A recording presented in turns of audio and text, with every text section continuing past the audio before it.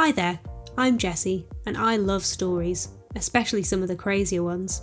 Do you? Well, I'd love to share some amazing clips from some of the videos on the That's My Story YouTube channel.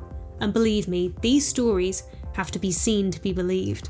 So let's do a countdown to the holidays where I'll share some of my favourite clips from our videos. Sound good?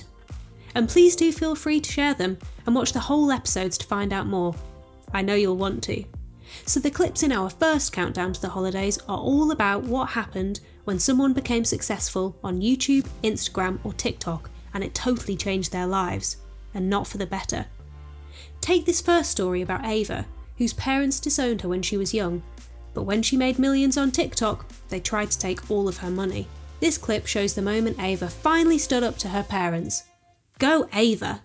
Boarding school instantly changed my life. Our school was located in a forest. I finally felt at peace. Harper and I went on long walks together. We had just started hearing about TikTok then. It wasn't as huge as it is now. Harper and I started a channel together. We would make new videos on our forest walks and post them. We were staying on top of all the big trends. Our follower count was going up. There was only one problem. Most people at school looked down on us when they heard about TikTok. Unfortunately, Harper would get upset about it, but I was used to this kind of thing from my family. It used to be Harper who comforted me, and now it was me comforting her. That's how we kept making videos. As TikTok got more popular, we began reaching more people. The best part is, after a while, brands began taking TikTok seriously. We were getting collaboration proposals. At first, the rates were really low, but soon the pay got better. Now I was making good money, and this gave me an incredible boost of self-esteem. With the money I earned, I was going to be able to pay for college after I graduated. Meanwhile, Harper and I had become legitimate TikTok stars. A TV channel DM'd us to say they wanted to make a news piece about us. The school gave us the okay, and we did it. In the piece, they called us high schoolers who made it on TikTok. At some point during the interview, the reporter asked, "How much are you making from TikTok?" Harper jokingly said, "We don't want to give you a number, but we're definitely making much more than our parents." Even though it only aired on a small channel, my father saw the story. Ever since I arrived at the boarding school, my mom would only text me once a month to ask, "Is everything okay?" And I'd write back, "All's good." That was the extent of our communication. My father never even called once. But he called immediately after seeing the news story. "Is what your friend's saying true? Are you really making a lot of money on TikTok?" "I'm making something," I said. I was upset that he was calling me about money. He said, "How much are you making? You're not even 18 yet. You should give that money to me. I'm your father." I'd heard enough. I said, "Did you just realize that you're my father when you heard I had money? I used to think that you were my father too. But over the years, you taught me that you, in fact, were not." Welcome back. I hope you enjoyed the clip from Ava's story. Can you believe her parents? You can find the link to the full video in the description below. Looking at your comments, I can see there is a lot of love for Ava. Thank you so much, Gregory Etienne, for commenting. Gregory thinks Ava was right not to give her parents any money, as they never really loved her in the first place. And thanks to Xbox and Dragons, who says they love the That's My Story videos. Thanks so much for watching. So, are you ready for the next clip? It's from a story where someone became super successful on Instagram, but it ruined their relationship with their boyfriend. In the clip, this Instagram rising star gets to see a different side to her partner after he criticised her Instagram videos, saying they wouldn't amount to anything. Boy, was he wrong. One of my friends saw a dress on TV that she really loved. She looked all over the city but couldn't find anything similar. She asked me to make one for her. I did it very easily, in one night. In the morning, I put it on and took a selfie. Then I put it next to a photo of the original dress and shared it on Instagram. I never thought it would get so many likes. More importantly, I got over 2,000 new followers in one day. After that, I started making other dresses from TV shows and movies and posting them on Instagram. I was getting so many new followers. I got 100,000 in 2 months. Each photo I posted was getting tens of thousands of likes. People wanted me to sew dresses for them. I became an Instagram celebrity in no time. I had to sew a lot more dresses to be able to make regular Instagram posts. I didn't care about school anymore. I was sewing non-stop. There was one more thing that I wasn't paying attention to. My boyfriend. We weren't seeing each other as much as we used to. He had begun complaining about it, and he was right. You're wasting your time on Instagram. So what if you have 1 million followers? What's that going to get you? All of this social media stuff is just nonsense, he said, criticizing me. At that time, I had over 300,000 followers. An agency got in touch with me. They told me my Instagram following was large enough for brand collaborations. I signed a contract with them. They would start recommending me to brands. The following week, I got my first offer. I made a post promoting a new model of leggings. After that, the ad sales kept coming. I was doing 2 brand collabs per week, and honestly, I was making more money than I could have imagined. My boyfriend naturally regretted everything he had been saying. So this is why people are trying to become social media stars. I didn't know you could make this much money from it, he was saying.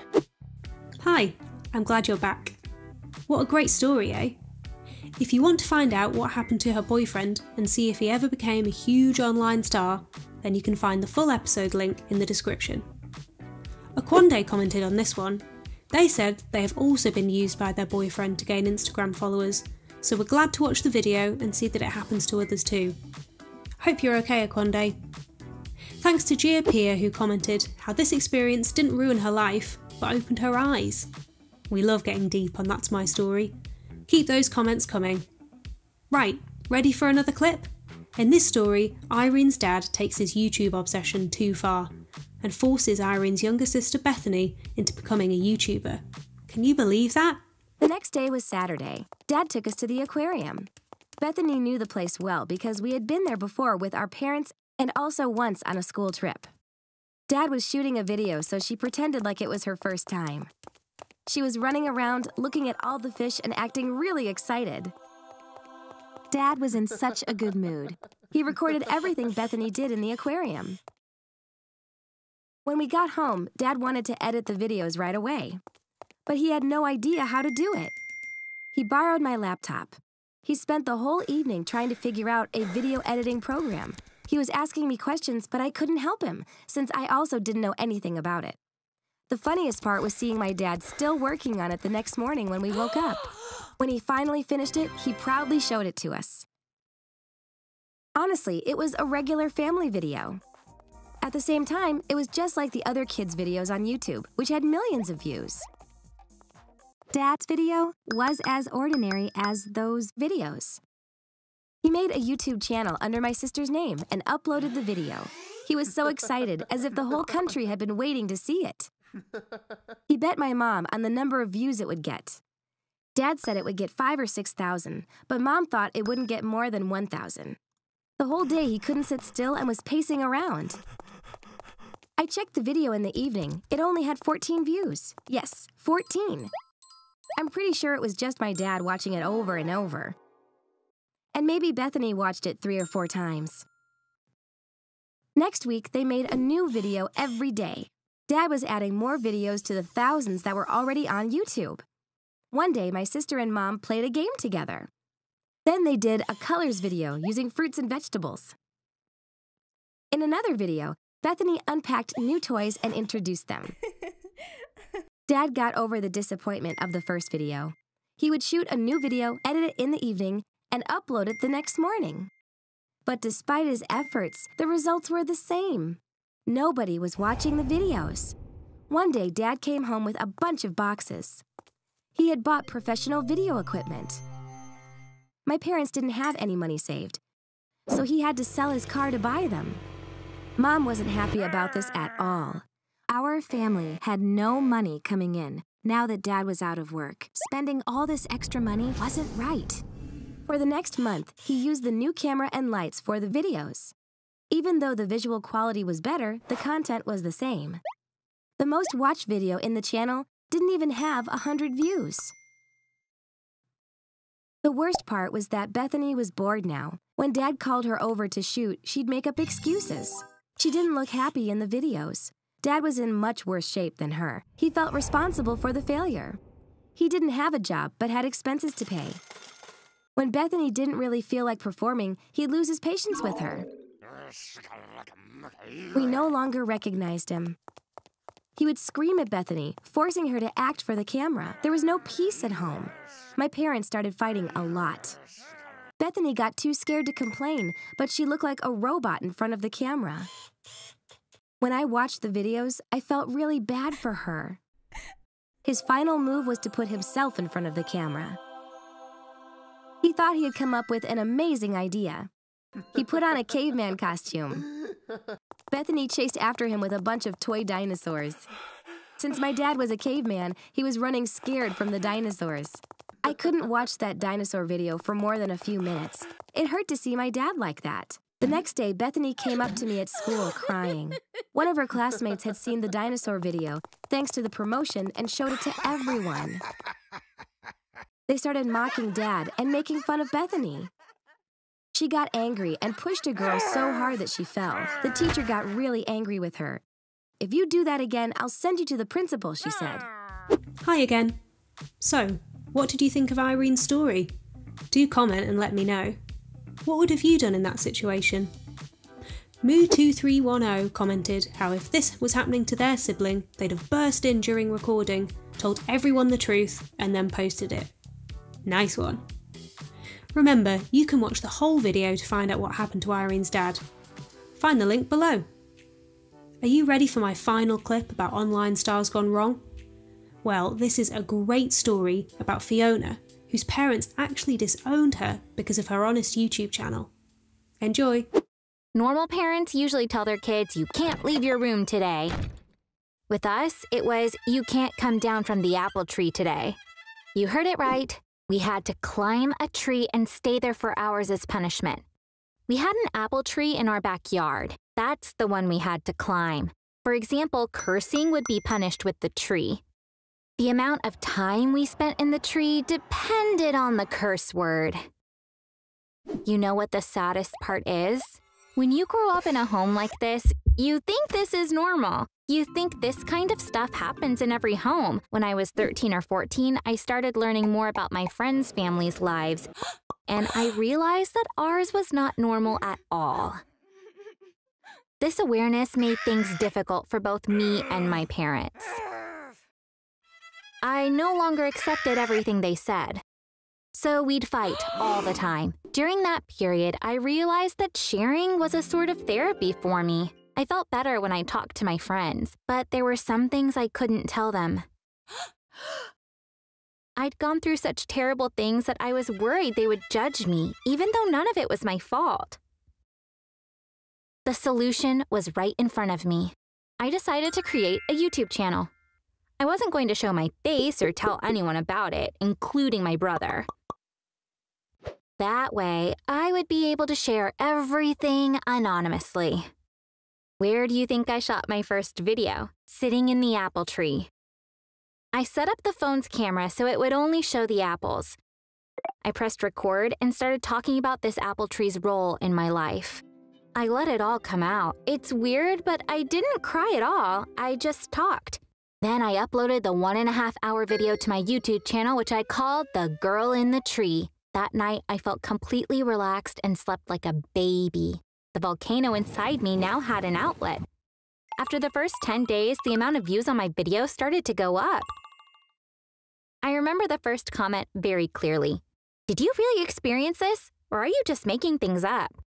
A few hours later, I got a second comment, which said, "Please show us your face." I continued uploading 2 videos per week. I got over 1,000 subscribers. The 7 videos I uploaded had a total of 9,000 views. As my emotional scars were being healed, something really unexpected happened. My brother accidentally came across my channel. He texted me right away, but I was on my way to a friend's house to work on a school project. So I didn't see my messages. Craig's dream was to be a YouTuber, and he thought that I made this channel to become one as well. He was so happy when he saw the number of views and subscribers. He was proud of me and immediately went to show our mom. When I came home, my parents were livid. Craig realized what he had done, but it was too late. My mom kept saying, "How dare you talk about our private lives online?" My dad said, "I didn't expect this from you. We've given you everything, and you stab us in the back." But the thing is, I hadn't exposed anyone. I had only told things from my perspective without saying anything bad about my mom or dad. I just described what happened, and since it was my experience, I had the right to talk about it. They sent me to my room. I heard them have a heated discussion, but I didn't want to know what they were saying, so I didn't listen. 3 hours went by. I was getting ready for bed when my mom called me. My dad said, "There is no way we can forgive you. We worked so hard to raise you, and this is what we get in return. No punishment would be enough for what you've done. So your mom and I have made a really tough decision. We are disowning you. We can't possibly call you our daughter after this." Hi. So what did you make of Fiona's story?